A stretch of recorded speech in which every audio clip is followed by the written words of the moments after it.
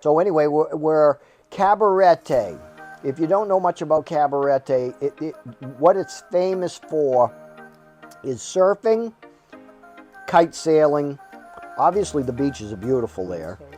Yep, it's a little bit more, you know, I wouldn't call it touristy. It's a little bit more laid back. It's a smaller area, or at least it was when we were there, and I know that's changing a lot now. But it was, a couple of things that I would say is Cabarete, great beach, little bars and restaurants dotting all the way along it. Really love that. You could walk along the beach at night and listen to the surf and hit, you know, a couple of different places, have some snacks. Really love that. The one thing that everybody comments about is the surf there, the beaches themselves, because it's a kite sailing, surfing area. The water is, you know, there's a lot of surf. Let's put it that way. A lot of waves. So if you like that kind of thing, Cabarete, that area is fantastic. And they are known all over the world. Number one. If you are a person that love water sports like those, this is your place to come and check out. Yep. As far as having a family with children, for what we experience, it would be not a good place to have the kids in there because the waters are rough. Professionals are the ones that mainly are in the waters. When we were there, usually the yellow. But that's like the main area there. And then Las Terrenas is a beach area that's growing quite a bit now. 20 years ago, there wasn't much of anything there. So it's really all kind of new developments there. Very nice area. It's about 6-7 hours from Punta Cana. That's when we really fell in love with Dominican Republic. The people. And also, I mean, everything. I remember walking on the beach, and I remember my husband Gary saying and looking at the beach houses right along the beach. And yeah, I would say, you know, the same thing there in general. It doesn't really matter where you go in the Dominican Republic. I can't say enough about the people. I can't say enough about how friendly everyone is. How they're just happy. You know, they're just happy that you're there. But with all the tourism, with all the people from the United States, and I'll tell you something, more Canadians there than anything else. A lot of people from Europe, a lot of people from all over the world, and they're coming there, and they're you know, they're buying properties. They're seeing that. I kind of look at this like what Aruba was 15, 20 years ago, and how much Aruba has changed. I see the same kind of changes. This is to me the new Aruba. This is to me the new Florida. I'm answering for you because we are getting a pretty good education. So now we're going to kind of move on to another area that we kind of looked at. This was on our last trip. We kind of looked at some property before we got there, and we decided, you know what, let's take a ride up there. Let's take a look around. Let's look at the area. Maybe not necessarily get into particular properties when we got there, but let's take a ride because it was 45 minutes from Punta Cana Airport, more or less 45, 50 minutes. And it's called Bahibe. Did I say that right? I try to say it right. This is an area, as I say, 45 minutes from Punta Cana. It is on the north coast.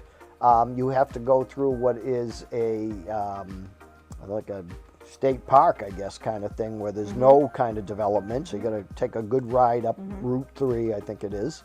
And you get up to La Romana, which is another one of those, what they would call a city up there. This is just before you get there, right on the coast. It's a beach town. Probably the biggest attraction there is this is where scuba divers go, so that they can go to the islands of Saona. Yes. And then there's Catalina Island, which is a little bit further up. But this is an island where people go scuba diving, snorkeling. But we wanted to look at it because it's a smaller kind of a fishing town. Yes. That had properties that were available that were literally, you know, you walked Very out your affordable, door very and close right to to the the beach. beach. Yeah. But yeah, so great little town. We we walked the streets. We went to the beach. We actually caught a little bit of rain while we were there. Yep.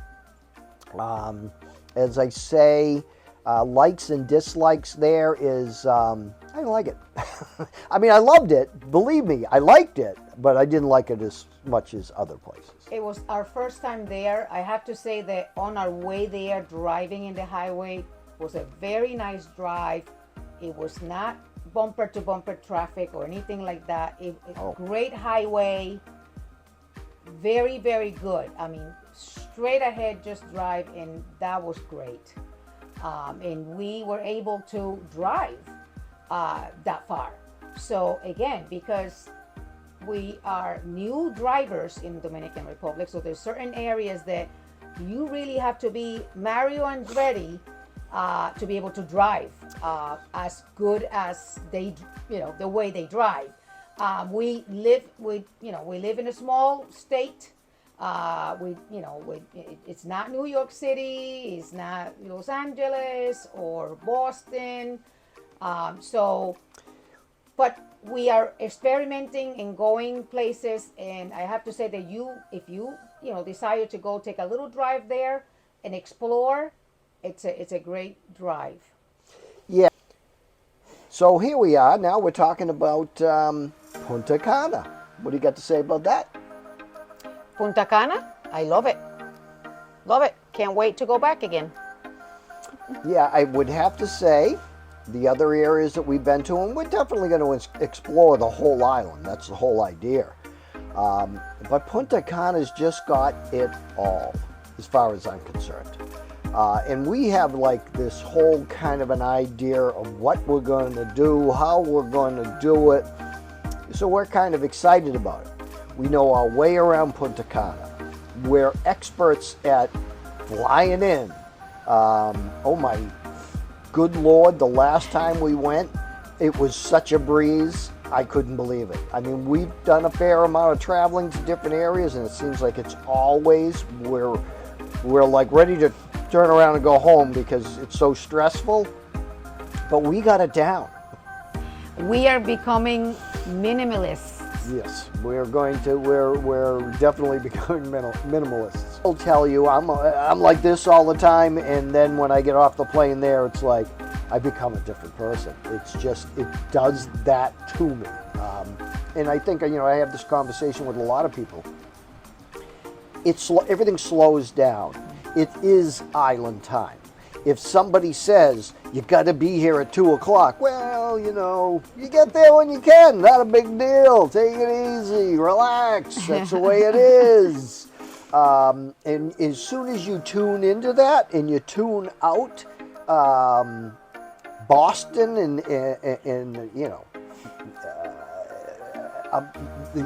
the United States hustle bustle, you got to throw it out the window. You got to put your flip-flops on. You got to grab a cocktail and you got to relax. And that's exactly what mode. I do. That's exactly what I do. Vacation mode, island mode, and enjoy every little bit of it. We are just, again, we do everything that we do is random for us. We do make some plans, of course, but we do random things that they just end up working out so well because it's like, okay, what do we feel like doing today? So as we go and progress during our, doing the trips that we're doing back and forth, we'll record more and show more places to what we are, what we're doing and where we're going. No plans. More details. We try to keep it simple.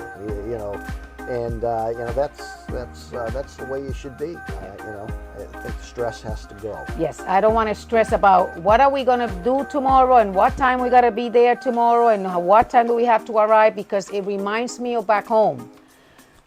And that's okay, because here, you obviously, it's good to be on time and everything else, but it's vacation. So we have to withdraw from that and just be a little more laid back. Yep. and relax more. Get easy, folks. Yeah, and come back home with a big smile. Then everybody, besides a tan, a big smile that everybody says, wow, you look so refreshed and so relaxed. That's the whole point. Yep. I absolutely agree. And moving on to food, because all we do seems like is eat delicious food. Food absolutely. But one thing that I want to mention is shopping real quick. Because a lot of people, again, the mall. A lot of people think that you go there and it's third world, and you've got to go to a fruit stand that's on the side of the road. They have a place that's called Jumbo. They have actually a number of different places. This one just happens to be some decorative pillows here. Walmart on crack. When you go in, everything is there. Every meat, everything you could possibly imagine. Your booze is there. Fresh produce. Your pharmacy is there. Everything. Yeah. And it's all very well organized, very clean. And really cheap. I don't want to say it's like dirt cheap, but it's certainly less expensive there. You go there, you want to pick up a week's worth of groceries there, you probably spend $100, maybe $150 if you're stocking up pretty good. That's number one. Number two is you're probably like, what am I going to do for shoes and furniture and all these different things? Let me tell you, you won't have to worry about it in Punta Cana. They have several malls, probably the biggest, nicest mall being what they call the Blue Mall. It has all of the high-end stores.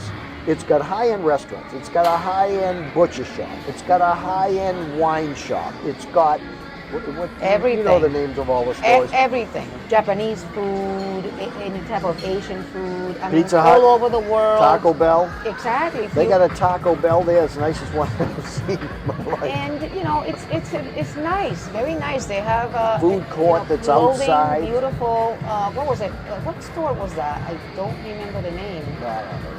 They have beautiful clothes for the whole family if you're looking for or need to. Furniture. And housewares. I mean, you're not going to be in need of anything. So all rumors that you're not going to have any place to go shopping. We have to buy furniture. We have to buy things for the house, obviously, wherever we are there. And they have these huge places for furniture. They have the biggest, I think they said the biggest Unidad. IKEA. IKEA. Not that I love IKEA. IKEA and Unidad. Unidad's very new and it has about 3 floors there. I just can't wait. Can't wait to furnish our new home, our new villa. Yep. And to touch base on food, again, because that's what we do. We eat. That's what we enjoy. We, like to go out and get a good meal. So we're out to discover all of the great restaurants in the Punta Cana area because, as you'll probably guess, we're talking about a number of different things, but Punta Cana is the place for us. There's no doubt about it. So it's going to be Punta Cana without a doubt. Then we kept going back and back again. Yeah, you're just not going to get, you're not going to have this much fun going out to dinner around here. I can tell you that much as we've had going out to different places. We just had a ball. I mean, again, I come back to the same thing. In Punta Cana, you're 10 to 15 minutes from anything that you want. It doesn't matter, you want to go to the beach, it's 10, 15 minutes. You want to go to the airport, it's 10, 15 minutes. And I'd say closer to 10 than it is 15. Everything's pretty close. And everything is, pretty simple to get in and out of, and not a lot of crowds. Really, no crowds. Yes. The one thing I'll touch on before we move on is Punta Cana is a big area, lots of people. They've never had so many tourists coming into the country ever. Like, it's in leaps and bounds every year. But every time we go there, we look at each other and go, where is everybody?